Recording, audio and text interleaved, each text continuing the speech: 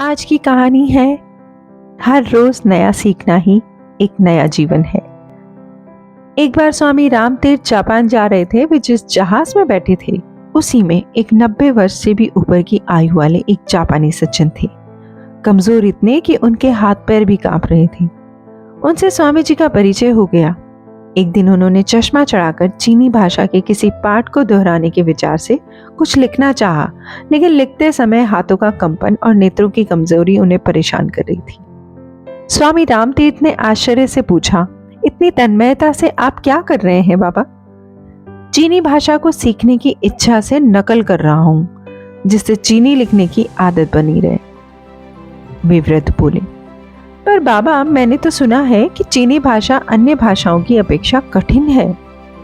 हाँ, कठिन तो है, पर क्या इसलिए उसे पढ़ना नहीं चाहिए?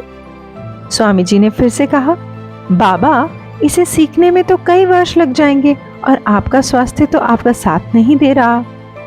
बूढ़े सज्जन बोले, तो क्या मैं चीनी भाषा सीखना बंद कर दूं?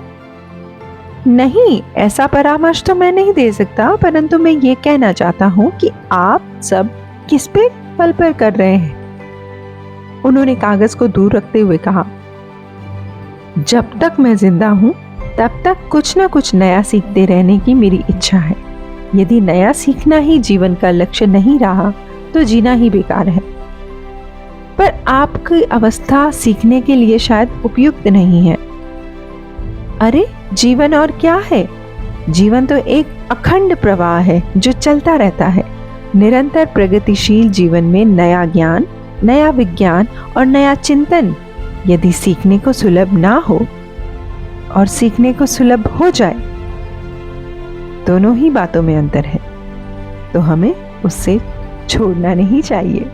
इसीलिए हमेशा नया सीखना ही नया जीवन है। तो साथियों, हमें सीखते रहना चाहिए।